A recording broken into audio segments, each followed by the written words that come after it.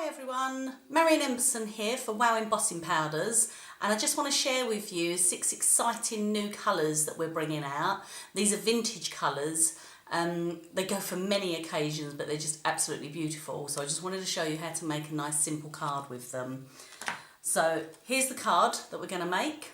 Very, very simple and effective. We're going to be using 2 stamp sets.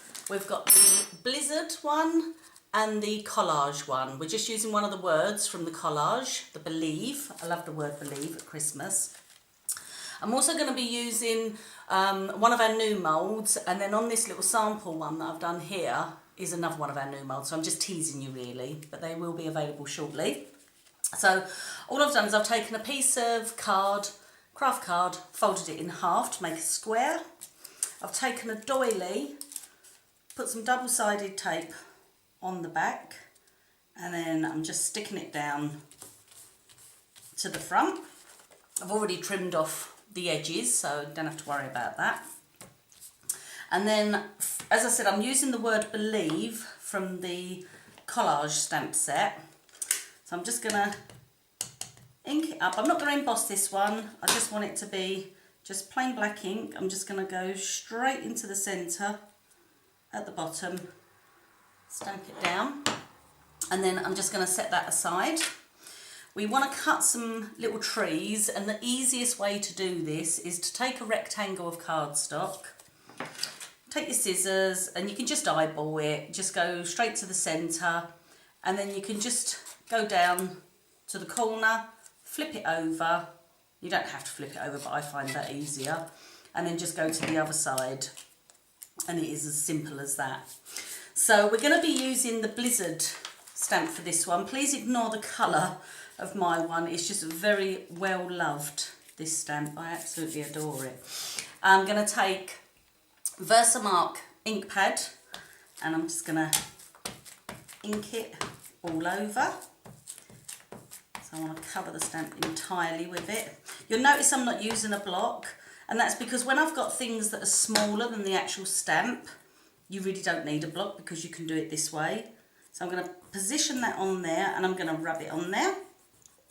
And all I'm doing is just transferring the design straight onto it. I'm going to rub that one. You could always take a brayer and just like roll a brayer over there. Let's see if we can squeeze this one in. There we go. Okay, so I'm going to move that aside.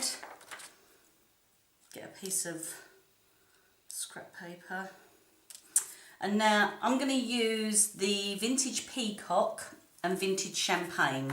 One thing I will say, you really want to give these a good shake before you use them, because they have got so much glitter in them, and you really want to mix all that up, and it's just, you'll just get the best effect from it then. So I'm just sprinkling, just randomly. I'm not covering the entire thing in one colour. I'm just gonna, it's just the old pinch technique that we've done for a while, but it works, it's so effective. Just gonna take that off there, just shake off the excess. You can always have a look and think, oh no, I want to add a little bit more to that, then just go ahead. Versamark's brilliant to use because it stays wet quite long. So we want to put this back in our pot. And then now I'm just going to place these back on, and this time I'm going to use the Vintage Champagne. Pop my lid on that, and I'm going to just cover it entirely. And what that's going to do is any areas that I didn't get with the peacock, that's going to fill with the champagne one.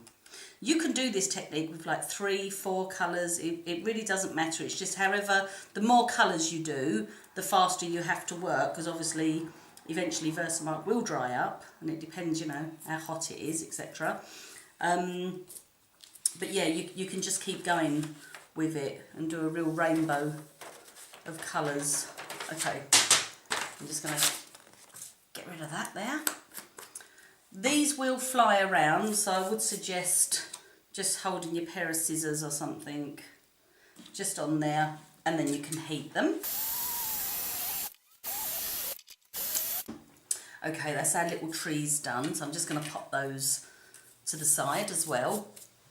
And as I was saying earlier, we're teasing you with these moulds, because if you take a closer look, look at those. They're absolutely gorgeous. And this is the second size on this one. There we go.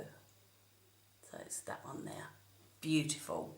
But I'm going to use another new one that's coming soon, and it's very reminiscent of a snowflake, so I just thought it was going to be perfect for this. So I'm going to be using, and I don't know if you've ever used this before, but it's the Wow Melt It.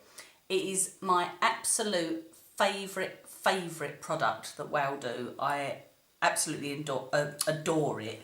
And I endorse it as well.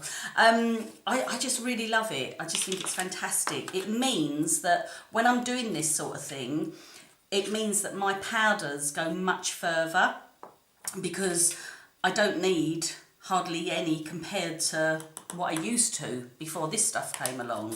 So I've used under a teaspoon on this. Shake up your powder again. And before we'd have used a good teaspoon on its own just for this one. Well, now I'm going to use there's probably about 1/8 of a teaspoon there, not even a quarter, especially when it's a dark colour. So, but this is one important thing, you really want to mix it.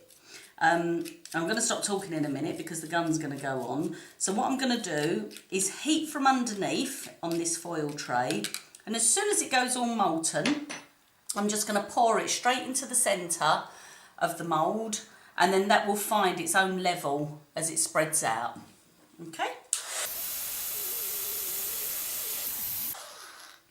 Okay, that's poured. I'm just going to pop that aside. That's probably going to take about 20 to 30 seconds to set. So while that's doing that, I'm just going to put some double-sided tape on the back of our little trees.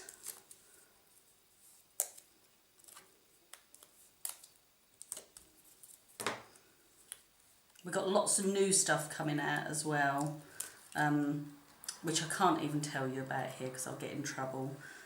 But trust me, there's some really exciting things coming, which is very, very good.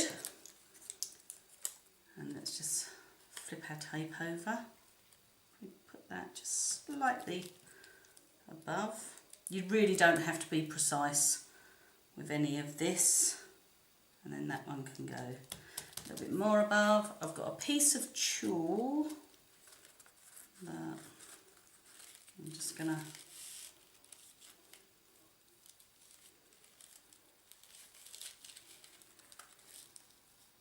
let's take that over the edge. Always tie it a little bit too tight, and then you've got room to manoeuvre this then, and it will lay nice and flat. I've used a slightly different tulle on this one to the original one because I just wanted to see how much flatter this one goes. So we just want to get that moving up there and that down there. Twist that round. You can manipulate it a little bit. And then we're gonna, that looks good. So I'm gonna get my pin flare glue. All you need to do, you literally just loosen it like that, and that's coming out. I can show you, there we go. And you get like a raspberry ripple sort of effect with it. It's absolutely gorgeous. I think I prefer the thicker tulle. But if you've got thinner tulle, then it doesn't matter. You could actually put it on twice.